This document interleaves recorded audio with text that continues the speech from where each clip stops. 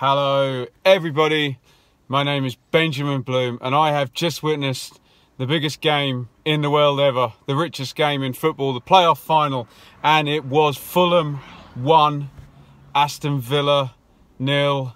Fulham finally get to the Premier League. They lost in the playoffs last year, they finished third this year, they still could have gone up automatically on the final day. They did not. They went through the playoffs, they beat Derby, and they just came up against Villa today, beat them by the single goal, not without drama though, because they did play the last 20 minutes with 10 men. And here is my thoughts on what happened. Bit of a surprise in the Fulham lineup. So it was Bettinelli in goal, Fredericks, Adoy, Riemann target we expected. Obviously the midfield never changes. McDonald, Kenny, Johansson. Sessegnon left forward. It was Camara right forward. I was surprised by that. It was unchanged from the Derby game. I thought it was going to be a tight, pragmatic game, and he'd go for Piarzon, who was kind of a little bit better on the ball rather than Camara's hustling and bustling. But he went for Camara, he went for the unchanged team. Mitrovic up front, up top. Villa, typical sort of 4-1-4-1 formation. Johnston, El Mohammadi was past fit. He trained the past couple of days. Hutton moved across to left back, so he kept his place after doing a good job on Traore in the semi against Middlesbrough. Chester and Terry were centre back. Snodgrass right. Jedinak in front of the back four. Hourihane and Grealish, the two centre midfielders. One box to box, one playmaker. Adoma off to the left, but obviously can work his right foot as well. Graben up front. Fulham immediately start by slowing the game down to their pace. It looked like Hourihane and Grealish were quite high up, as if to say we're not going to let Fulham build up attacks from, you know, in front of their back four. Chester takes a yellow on 8 minutes. That could have helped Mitrovic, I thought. The first 10 minutes goes exactly like we expected. Villa, strong team shape. Fulham passing it around, war of attrition. Bettinelli, poor pass out on 13. The Villa press is working. Snodgrass gets it on the left foot. Can't find Adoma though. So the game plan there, obvious. Let them have it, in and press. Try and pass it quickly and create the chance in the final third. Quick free kick out to Adoma. Grealish onto Snodgrass. He drags his shot wide. The first shot of the final 16 minutes it took. So cagey start on 20. Nice passing from Fulham. Fed into Camara's back to goal. He flicks it up and loops the volley weakly onto the roof. Kind of like karate kicks it. So first shot for Fulham. But the second shot for Fulham, 23 minutes into the game, and it results in a goal. What you were seeing on both sides was Villa doubling up in the fullback position. You had El Mohammadi and Snodgrass on one side, Adoma and Hutton on the other. They seemed very concerned with the wide players, but Sessegnon gets the ball. He kind of comes from left to right, and it's Kearney who's got forward. They didn't expect him to break through from midfield. Sessegnon slides it inside the fullback. Kearney's in on goal. He waits for the keeper to go. He opens up his body, left foot around the keeper into the corner, and it's 1-0. Surprise break from Kearney. But again, Sessegnon, people questioned him in the first leg against Derby. They said, oh, he got overrun. Not a big game player. Second semi-final, goal and assist. And 23 minutes into the final, he gets the assist. He puts the numbers on in the big games. Well done to him. And that's exactly what the game needed, because if it was going to be this war of attrition with one side mainly passing and one side mainly counter-attacking, it's always good when the passing team has to draw the counter-attacking team out a little bit. Fulham got the tails up. Camara, ambitious long ranger over on 24. Nice build-up down the right on 31. Camara crosses this in.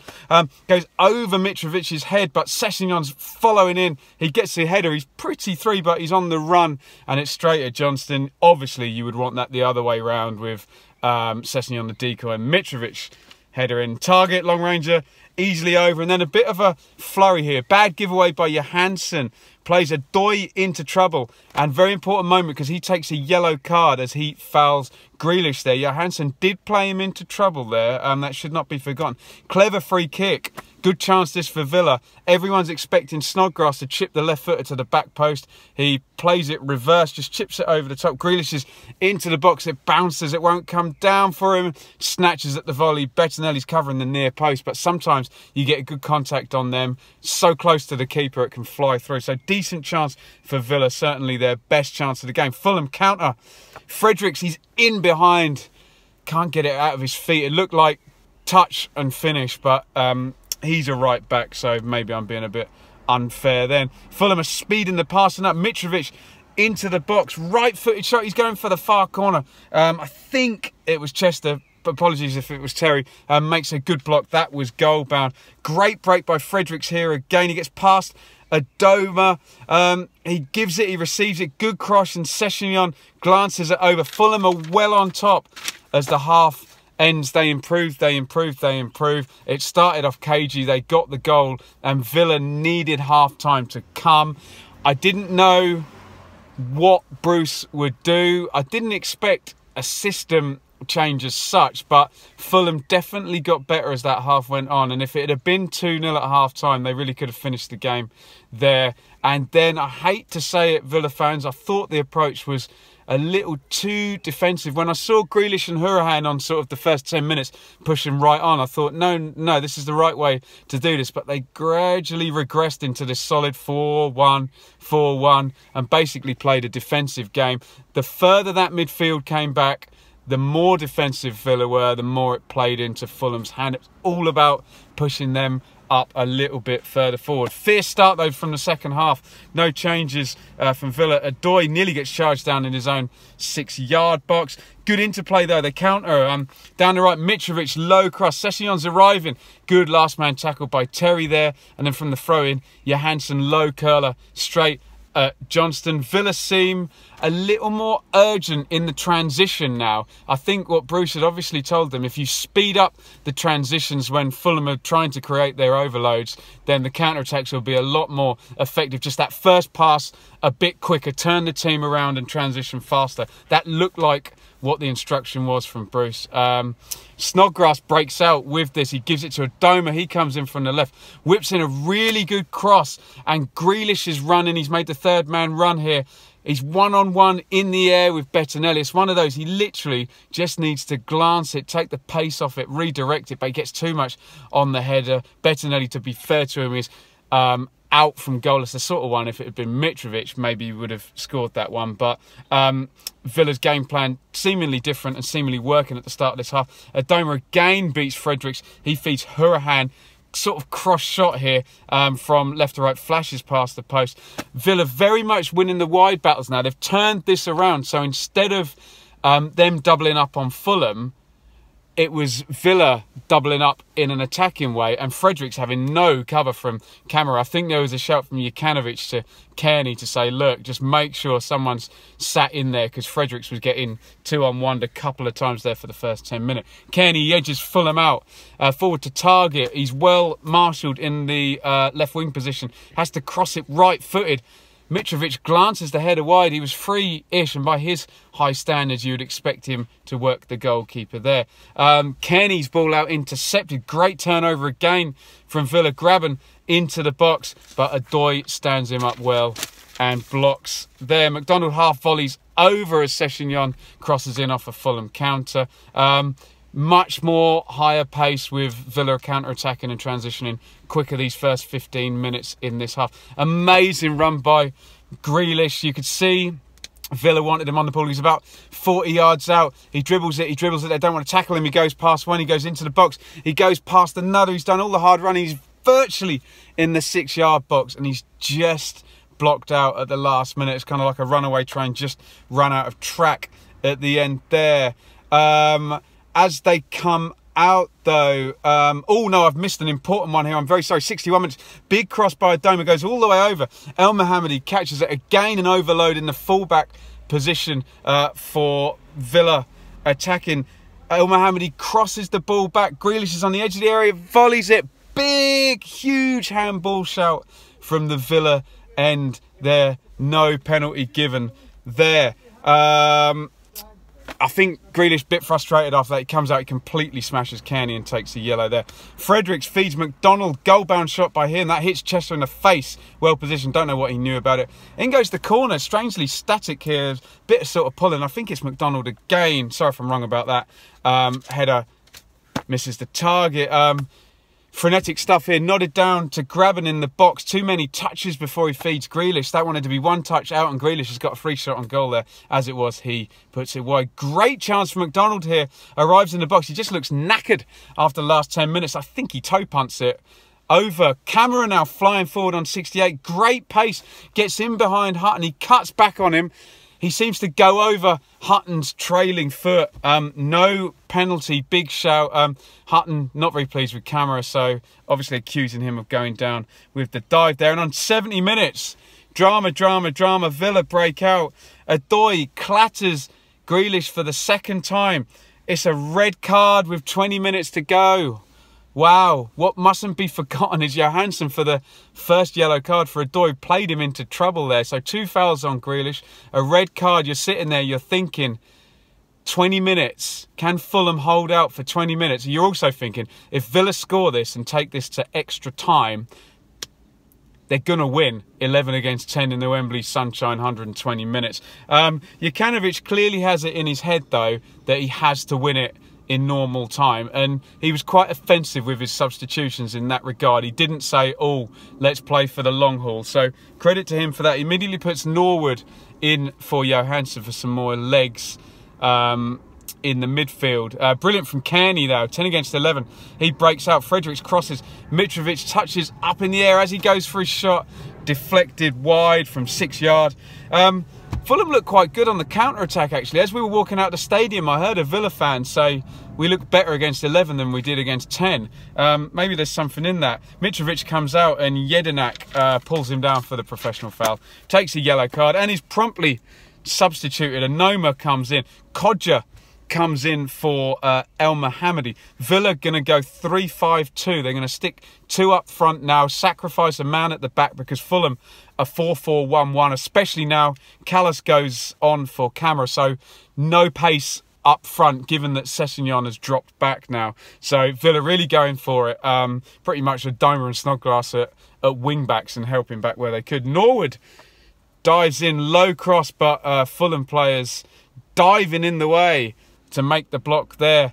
Bruce puts a third forward on. Hogan comes in for Hurahan. It's a sort of 3-4-3 now. Christie comes in for Fredericks for some extra legs at right back again. Jokanovic, 20-minute game, just hold out. Attendance goes up, 85,000 for a championship game. Fantastic stuff there. Hutton takes a yellow on Mitrovic in the corner. Fulham starting to go for the corners. 2 banks of 4, playing out in the corners, counter-attacking here, and just trying to clutter up the midfield position there to stop Villa playing. Snodgrass, 88 minutes, left-footed free kicks about 3 yards wide. Bettinelli seemed to have that covered. 5 minutes. Added time goes up for the litany of substitution, red card, etc. Big switch of play on 90 minutes out to a Dome. He's got loads of space here. Drifts the ball in. Hogan's free.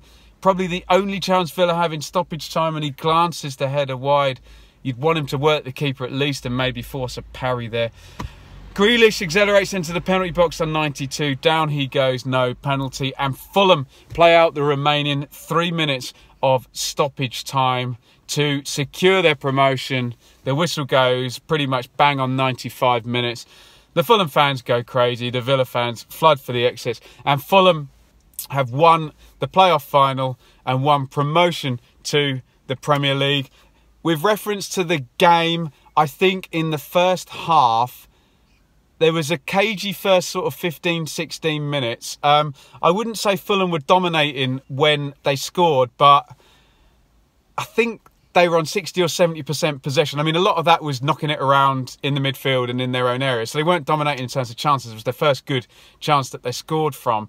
But the rest of the half there, Villa kind of didn't really know what to do. We're playing a counter-attacking system and now we're losing. And I think Villa fans, let me know if I'm wrong, possibly a bit too pragmatic. I would say the first 15-20 minutes of the second half, Villa were on top. If they were going to score, it was going to be then. Remember, possession teams are normally very good defensively because they can swamp you and keep you off the ball for the whole time and kind of push up with possession as well. So Fulham aren't a bad defensive team. Obviously, the big drama on 70 minutes, but Fulham backed off, 2 banks of 4 and Mitrovic up on his own, and really Villa didn't have the means to play through. They didn't have enough of a presence up front. Tim Ream had a really good game for Fulham today. Any direct ball for Graben, he kind of swallowed up whole. He had a good game for Fulham. Mitrovic was effective up front. He was a good fulcrum. There were a lot of times where he did what if Graben had done, Villa would have had much better chance of winning. In terms of other standout performances, Kenny obviously got the goal. He was very good. The Fulham midfield 3, there was no standout for them today. They all functioned well together, as they do. Such a good balance. Holding guy, deep line playmaker and a box-to-box guy. Worked well. Sessegnon, people are going to say what's all the fuss about, but players like Sessegnon are worth their weight in gold, because even when you don't see them blistering past people, he always puts numbers on. It's always a goal. It's always an assist. And maybe he's proven himself a big game player. So let's talk about Fulham in the Premier League now. I'm really pleased they've got the chance, because this may sound ridiculous, but their football's probably better suited to the Premier League than it is the Championship. There's less games. Their possession will probably be a bit more rewarded, and there'll be less teams just trying to beat them up and stop them. Maybe they'll get a bit more space. Be really interested from Fulham fans to see how you think they're going to go. You would assume this means that Sessegnon would not be sold now. The team is fine. I don't really know who you put in that team, especially given Fulham have played the same way for 2 seasons. It would seem a bit unfair if some, big players came in. Maybe inside right forward would be the one signing they would make, and I'm sure the one signing Fulham fans really want is Alexander Mitrovic. Although Newcastle will probably be able to name their price now. You'd be looking at, I think they spent 12 million on him, so you'd be looking at probably 15 million to bring in Mitrovic. Fulham fans, let me know what you think. Talk to me about the Premier League, Sessegnon, Mitrovic, Jukanovic, etc, etc. Villa fans, was Bruce too pragmatic today? Did you lack a little bit up front? Was your midfield a bit too deep and a bit too concerned with fullbacks and Fulham's midfield? Where does this leave you next season? What I will say about Villa is I don't see star players being pilfered from them. Villa's a big club. Why does, say, Grealish want to go and sign for somebody else? I think he's at home at Villa. They've got expensive high-wage forwards, I think, but the fact that they're playing a lone forward, Graben, probably says to me that they're a forward away from, mounting an automatic challenge next season. And do they need to go 4-4-2 and just open it up and be a little bit less defensive? Let me know your thoughts, Villa fans. Is this a failure on Bruce's part? Did you deserve to win? Were you too defensive today? And how do you see the squad changing up next season? Anyway, I think that's something like my 64th game of the season. So thank you everybody for watching throughout the season. Really want to hear from Fulham fans, Villa fans in the comments. Fans of any club, of course, you're welcome. Give me a follow on Twitter at Benjamin Bloom. Give me a thumbs up. Give me a subscribe. And I'll see you very soon with some more content. Thank you for watching.